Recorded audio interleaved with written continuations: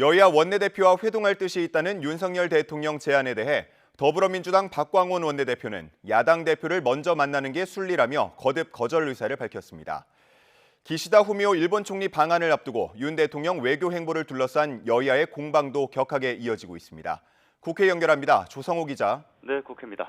네, 어제 민주당 이재명 대표가 자신을 제외한 대통령과 원내대표 회동에 대해서 궤념치 않겠다고 말했는데요. 박광원 원내대표 그래도 회동하지 않겠다고 밝혔군요. 네, 민주당 박광원 원내대표는 조금 전 출입기자들에게 입장문을 보내왔습니다. 결론부터 말씀드리면 이재명 대표보다 먼저 자신을 만나는 것에 또다시 거절 의사를 밝혔습니다. 박 원내대표는 대통령이 야당 원내대표를 먼저 만나는 것을 궤념치 않겠다는 이재명 대표 발언은 국가적인 위기 상황에서 정치가 하루빨리 정상화되길 바라는 충정에서 한 말로 이해한다면서도 윤석열 대통령이 하루속히 야당 대표와 먼저 만나 국가 위기 극복 방안을 논의하는 것이 순리이고 순서라고 생각한다고 밝혔습니다. 이어 대통령이 민생 회복과 정치 복원을 위한 좋은 길을 선택해 줄 것을 다시 한번 정중히 요청한다고 덧붙였습니다.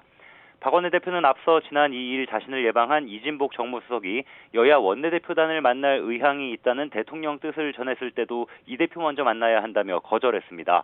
이에 이 대표가 어제 윤 대통령이 야당 대표를 만나는 것이 어렵다면 원내대표와 만나는 것도 궤념치 않겠다며 박 원내대표가 판단하도록 길을 열어줬는데 이마저도 거절한 겁니다. 대통령실 핵심 관계자는 YTN과 통화에서 지난해에도 여야 원내대표와 만남을 제안했었다고 언급하면서 야당 측에서 오지 않겠다고 하면 만나지 않는 것이고 일단 상황을 지켜보겠다고 말했습니다. 윤 대통령이 이재명 대표를 먼저 만날 가능성에는 부정적인 입장을 내비쳤습니다.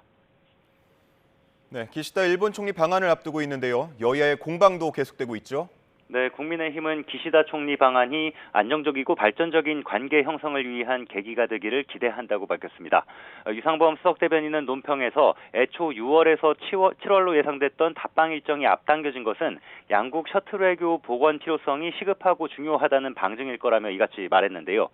과거사 문제와 강제징용 해법, 한미일 공조, 북핵 위협 공동 대응, 후쿠시마 오염수 방류 등 어느 하나 쉬운 문제가 없다면서 양국이 진정성 있는 대화를 이어간다면 그동안 엉킨 실타래를 풀어 물잔의 반이 채워질 거라고 강조했습니다.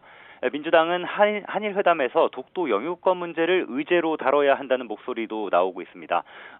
최근 독도를 방문한 민주당 전용기 의원은 오늘 SBS 라디오에 나와서 세계인들에게 독도가 우리 땅이라는 것을 명확하게 알려줘야겠다 싶어서 독도 방문을 추진했다고 말했습니다. 일본의 영유권 주장은 외교적으로는 무시하고 가는 게 맞는다면서도 독도 문제를 한일 정상회담 의제로 올려서 독도 망언을 했던 것에 대해서는 정확하게 끊고 가야 한다고 주장했습니다. 지금까지 국회에서 YTN 조성호입니다.